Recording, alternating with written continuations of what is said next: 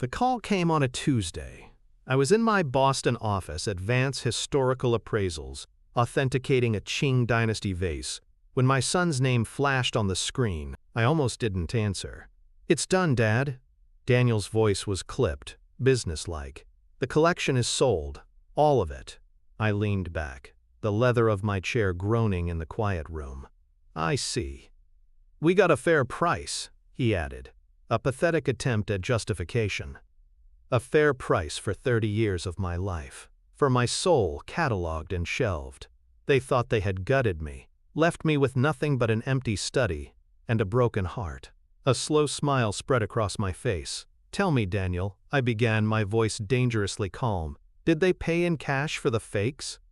Silence on the other end. I could almost hear the gears grinding in Daniel's head. He and his sister Clara had always seen my collection as a dusty hoard of junk, a rival for my affection after their mother passed. They never understood. My name is Arthur Vance, and for 30 years, Vance Historical Appraisals has been the most trusted name in Boston antiquities. I don't just value objects, I uncover their stories, their souls. Each piece of my private collection, a Roman coin that paid a legionary, a samurai tsuba, a first-edition Twain, was a piece of my own story, a memory of a hunt, a shared joy with my late wife, Eleanor.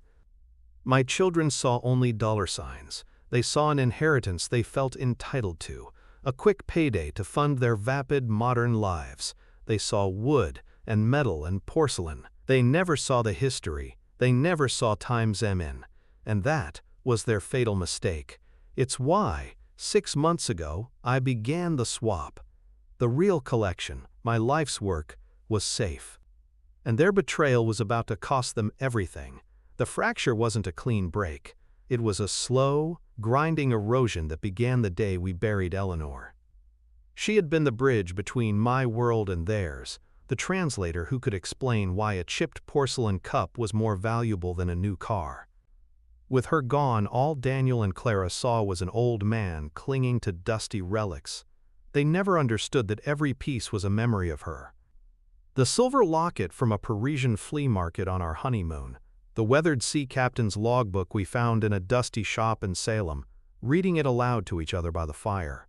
To them, these were just items on a future inventory list. The, quote, intervention, as they so clinically called it, happened in this very study 6 months ago. They sat opposite me, two slick, modern strangers in a room steeped in history they despised. Clara, a marketing executive with ice in her veins, led the charge. "Dad, we're concerned. This obsession, it's not healthy. You're living in the past." "This collection was your mother's joy as much as mine," I said, my voice dangerously quiet. Daniel, a venture capitalist who saw the world as a balance sheet, leaned forward, his hands steepled. "It's also a significant asset, a non-liquid asset. We've spoken to an acquisitions firm. They're prepared to make a very generous offer for the entire lot."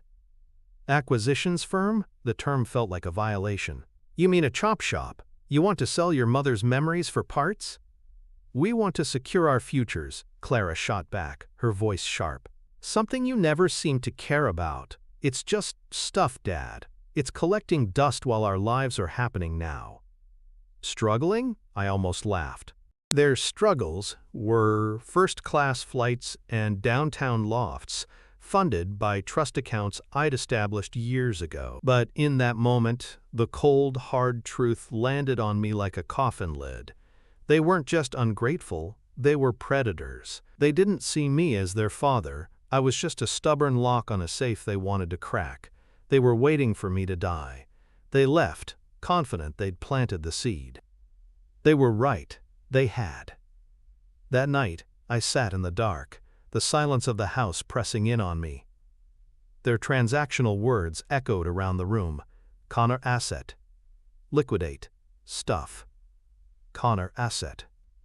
They had declared war not on me, but on Eleanor's memory. And I knew then that I couldn't protect my collection from them. I had to protect it through them. The first call I made was at 2 in the morning. It was to a man in Amsterdam, a disgraced museum curator turned master forger. A man whose replicas were so sublime, so infused with painstaking detail, they were their own form of art. The swap had begun. I would give them exactly what they deserved. A house full of beautiful, worthless ghosts, and in doing so I would ensure their inheritance was nothing but ashes. The man in Amsterdam was named Silas. We'd known each other for 2 decades, 2 sides of the same rare coin. I authenticated. He replicated. His downfall had been hubris, trying to pass one of his recreations as a lost Vermeer, but his talent was undeniable, a surgeon's precision with an artist's soul. Silas, I said into the phone, the city lights of Boston a cold glitter outside my window. I need a ghost collection. There was a pause, then a low chuckle. Arthur. For whom is this performance? For my children, I replied, and the line went silent. He understood. Silas, for all his sins, revered history. He understood sacrilege. 32 pieces, the best of my collection. I need them to be perfect. Perfect enough to fool a provincial auction house, but flawed enough for an expert to spot. A signature flaw, yours and mine. A final collaboration, he mused. It will be my masterpiece of deception. The operation was cloaked in the mundane. I told Daniel and Clara I was undertaking a comprehensive insurance reappraisal. The language of finance was the only one they understood. It requires each piece to be professionally cleaned and digitally archived off-site, I explained over a stilted Sunday dinner. Clara's eyes lit up, not with interest, but with calculation. Good. It's important to have an accurate valuation. They thought their pressure was working. They believed I was finally caving, cataloging my life for their eventual liquidation. Their greed was the perfect cover. Every Monday for 8 weeks, I would bring a piece to my office. The samurai's tsuba, its iron surface telling a story of 100 battles. I'd spend the day with it, photographing every patina mark, every microscopic scratch, creating a digital blueprint for Silas. Then I'd carefully pack it and ship it not to Amsterdam but to a climate-controlled, anonymity-guaranteed vault in Geneva. Weeks later, a crate would arrive from a shell corporation in Belgium, declared as, quote, sculptural reproductions for academic study. Inside would be Silas's work. Holding his replica of the tsuba was an uncanny experience. It had the weight, the look, but it was hollow. It had no story. It was a body without a soul. Night after night, I'd return an item to its place in my study. I'd stand in the dark, the real memory of an object in my mind, the cold, dead replica in my hand. The first edition Twain, its spine painstakingly aged, its pages smelling of chemically induced vanilla instead of a century of history. The Roman coin, perfectly stamped but lacking the subtle wear of a legionary's thumb. The hardest was last. The silver locket Eleanor and I found in Paris. I held the real one to my cheek, the metal still holding a phantom warmth of her. I remembered her laughter as she'd clasped it around her neck. This wasn't an asset. It was the last piece of her I had. I placed Silas's perfect, empty copy in the velvet-lined box. As I closed the lid, the soft click echoed in the silent room like a gavel. The museum was now a mausoleum. The trap was set. All I had to do was wait for the vultures to descend. And I didn't have to wait long. The silence stretched, thick with static and dawning comprehension. I imagined Daniel on the other end of the line, his smug, business-like expression crumbling like ancient parchment. Fakes, he finally stammered, the word catching in his throat. What are you talking about? We had them appraised. The firm's expert went over everything. Their expert, I said, my voice as placid as a frozen lake. A generalist, I presume, someone who values square footage and auction trends, not history. Tell me, Daniel, did he happen to use a mass spectrometer on the silver locket?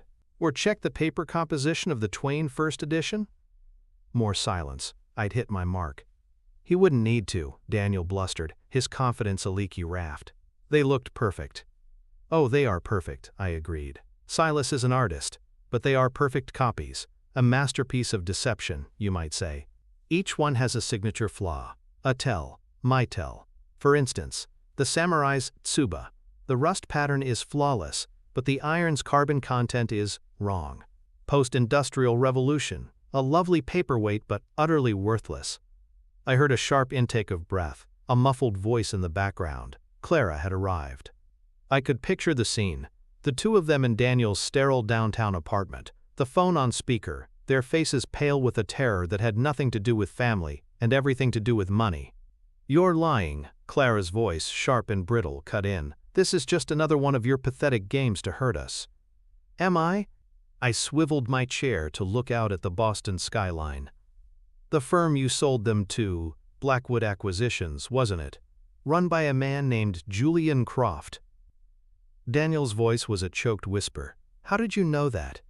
"Because Julian Croft is an old acquaintance," I said, letting the lie hang in the air. I didn't know Croft, but I knew his reputation. A shark who smelled blood in the water. He doesn't deal in sentiment, he deals in provenance. And he has zero tolerance for being made a fool. By now, his people will be running their own analysis. When they find out they've been sold a multi-million-dollar collection of forgeries, who do you think they will come after? The grieving old man living in the past? Or the two enterprising children who signed the bill of sale? I let that sink in. The trap wasn't just that the collection was fake. The trap was who they had sold it to. "You've committed fraud, children," I said, the words falling like stones into a deep well. "And you did it with my name attached. You didn't just sell my collection. You sold my reputation. And Julian Croft, he collects on his debts." I hung up, the click of the phone severing the line. The quiet of my office rushed back in, but it was different now. It was the calm, clean silence after a storm. The first move was mine. Theirs would be pure panic. The phone remained silent in my hand. It was done. I hadn't raised my voice, hadn't pleaded. I had simply presented them with the bill for their betrayal. A quiet satisfaction settled over me, cold and heavy as lead. It wasn't triumph. It was the grim resolve of a surgeon who has just completed a necessary but brutal amputation. I looked at the small, silver-framed photograph on my desk. Eleanor, smiling at me from a wind-swept beach in Nantucket. "They never saw you in any of it," I whispered. "Now, they'll see nothing else." The phone rang, shrill and desperate. "Daniel." I let it go to voicemail. A second later, it rang again. "Clara." I let that one go too. A flurry of text messages began to buzz. A frantic digital SOS. "Toe, Dad. Pick up. You have to fix this. What have you done?" They were a team again, united not by love but by sheer animal terror. On the fifth call I answered, putting it on speaker. "You can't do this!" Clara shrieked, her voice stripped of its corporate polish. "They'll ruin us. They'll sue us for everything. We'll go to jail, Dad." Daniel pleaded, his voice cracking. "This is fraud. You set us up." I picked up a heavy magnifying glass from my desk, examining the intricate filigree. "Correction," I said calmly. "You committed fraud. You presented a collection for sale, you vouched for its authenticity, and you signed a contract. A contract, I might add, that I assume has a very robust clause about misrepresentation. Your actions, your consequences." "But you knew they were fakes," Daniel protested. "Did I?" I replied, my voice feigning mild surprise. "All I know is that my estranged children, after declaring me mentally unfit to manage my own affairs, strong-armed their way into my home and sold my life's work. It sounds like a tragic story. I'm sure Mr. Croft will be very sympathetic. We'll tell him you did it. We'll tell him everything." Clara threatened, but it was hollow, a child's tantrum. "And what will you tell him?" I asked, setting the glass down with a soft click. "That you conspired to sell your elderly father's assets from under him, and your plan backfired? You'll admit to premeditated theft in order to accuse me of deception? By all means, try. Julian Croft is not a man who suffers fools, but he does appreciate a good story, and yours is a pathetic tragedy." I paused, letting the silence stretch. "You wanted to liquidate my life for cash. Well, the transaction is complete. You have your cash. For now. And I have my peace. Do not call me again." I ended the call before they could respond. The buzzing of my phone stopped. They understood. The life raft was gone. They were alone in the storm. Now, for the real work. I didn't have to look up the number for Julian Croft. I had committed it to memory weeks ago. It wasn't the number for Blackwood Acquisitions. It was a private line, procured from a discreet information broker in London. One doesn't hunt a shark with a fishing net. You need a harpoon. I dialed. It rang twice. "Yes." The voice was clipped, impatient, heavy with an accent that was more money than geography. "Mr. Croft, my name is Arthur Vance." There was a beat of silence, not of confusion, but of analysis. He was already cross-referencing my name with his recent activities. "I'm aware of the name," he said, his tone flat. "Your children are quite the sales agents." "They are many things," I said. "Sales agents is a generous term. I'm calling about the Vance collection. The deal is done, Mr. Vance. If you have a seller's remorse, take it up with your progeny." He was about to hang up. "I'm not calling to contest the sale," I interjected smoothly. "I'm calling to contest the product. I believe you may have an issue with provenance that will soon become a very expensive, very public embarrassment for you."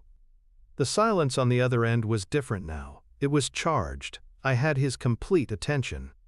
"Explain," he commanded. "An explanation of this nature isn't suited for a telephone call," I said. "My expertise is in authentication.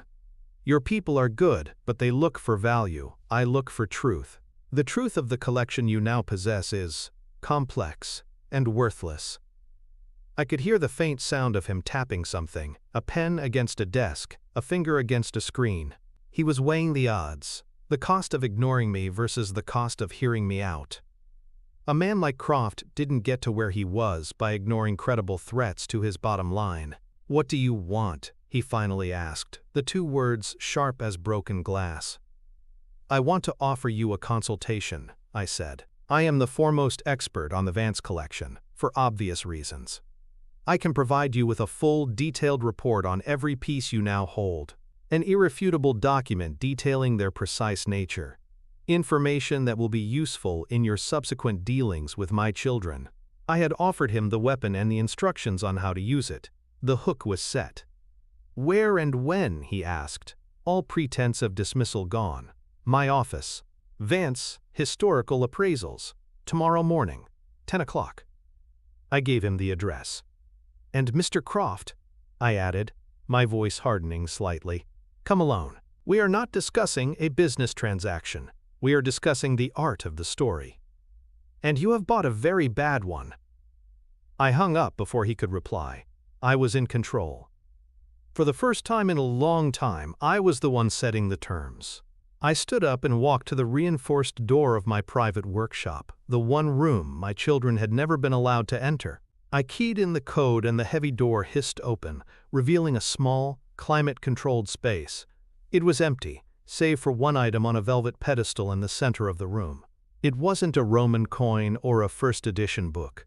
It was a simple, weathered sea captain's logbook, the one Eleanor and I had found in Salem. I ran my hand over the cracked leather cover. This whole affair wasn't about the money. It wasn't even about the objects themselves. It was about protecting the memories. Julian Croft would be a formidable adversary, but he was motivated by greed. I was motivated by something far more powerful. I was protecting. Julian Croft arrived at 10 o'clock precisely. He wasn't a large man, but he moved with a predator's economy of motion, his bespoke suit, a dark sheath over coiled muscle and ambition. His eyes, the color of a winter sky, took in my office in a single, sweeping glance, assessing value, threat, and opportunity. He did not offer to shake my hand. "Vance," he said, his voice a low rumble. It was a statement, not a greeting. "Mr. Croft," Please. I gestured to the leather chair opposite my desk. He sat, placing a slim leather briefcase on his lap but not opening it. He was a fortress. On the desk between us lay a single item, the replica of the silver locket Eleanor and I had found in Paris. It gleamed under the desk lamp, a perfect, soulless imitation. You made a bold claim on the telephone, Croft began, his gaze fixed on me. You have one chance to substantiate it. I didn't speak. Instead, I pushed a jeweler's loop across the polished mahogany. Look at the clasp. The maker's mark. He picked up the locket, his movements precise, and fitted the loop to his eye. He studied it for a full 30 seconds, the silence in the room so absolute I could hear the faint whir of the clock on the wall. He placed the locket back on the desk, his expression unreadable. It's a Pile Frères mark, correct for the period, late 19th century Paris. It is, I agreed. Silas is a master. But he's also a vain man. He leaves a signature, look again, inside the loop of the P. You'll need to angle it toward the light. Croft's eyes narrowed slightly, but he raised the loop again. This time the inspection was shorter. He set it down with a soft, final click. There's a microscopic flaw. An extra scribe mark. It's deliberate. It is, I confirmed. It's the Greek letter phi, Silas's little joke. The golden ratio, a mark of a perfect copy. It's on every single piece you purchased, a signature of fraud, hidden in plain sight for anyone who knows where to look. And now, you know. Croft leaned back, his face a mask of cold fury. The anger wasn't directed at me. It was the icy rage of a king who discovers a traitor in his court. He had been made a fool of, and his world had no room for fools. Your children, he said, the words clipped. They signed the authentication papers, warrants of originality. They did, I said, my voice level. They were so eager to cash the check they would have signed anything. They leveraged my name, my reputation to sell you a ghost collection. I reached into my desk drawer and pulled out a thick, bound folder. I slid it across the desk. It stopped just short of his briefcase. This is the dossier I mentioned. It contains a full spectral analysis of every piece. It has high-resolution photographs of Silas's signature mark on each item. It also contains a sworn, notarized statement from me, detailing my children's intervention and their stated goal to liquidate my assets against my will. It paints a very clear picture of predatory elder abuse and premeditated fraud. It is, Mr. Croft, a legal cannon aimed directly at their heads. It will allow you to not only claw back your initial investment, but to sue them for punitive damages that will bleed them dry for the rest of their lives. He looked from the folder to me. And what do you get out of this, Vance? Why give me the ammunition? They didn't just try to steal from me, I said, my voice dropping, the coldness in it now matching his own. They tried to erase my wife's memory for profit. What I want is not something you can offer. It is something you can deliver. I want justice. The kind that comes from a balance sheet, the kind a man like you understands. I want them to have nothing, the same nothing they tried to leave me with. A flicker of something, perhaps respect, perhaps understanding, passed through his eyes. He picked up the folder. He didn't open it. He didn't need to. He knew exactly what it was. A gift. A weapon. And the real collection? He asked, his voice smooth as silk. Is safe, I said, and it is not for sale. But if it ever is, I will remember this conversation. You will have the first right of refusal. It was the perfect move. It turned his focus from the past, from me, to the future, to a potential prize far greater than the money he had just lost. It aligned our interests. He would be the instrument of my revenge, all for the possibility of a future payday. He stood, the folder in his hand.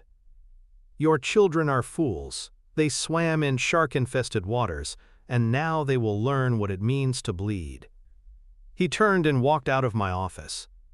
The door clicked shut behind him, the sound echoing in the sudden stillness. I didn't feel a rush of triumph. There was no elation. Only a profound, heavy silence, the kind that follows a verdict.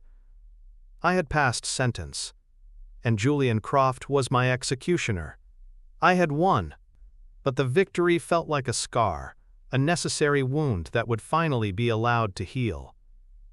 My phone buzzed on the desk, a blocked number. I knew who it was. I answered and put it on speaker. "Dad?" It was Clara. Her voice was unrecognizable, a thin, ragged thing, stripped of all its armor. "We just got a call. From Croft's lawyers. They're taking everything. The lofts, the accounts, everything. They're talking about criminal charges." She was openly weeping now, the sound raw and ugly. "Please. You have to call him.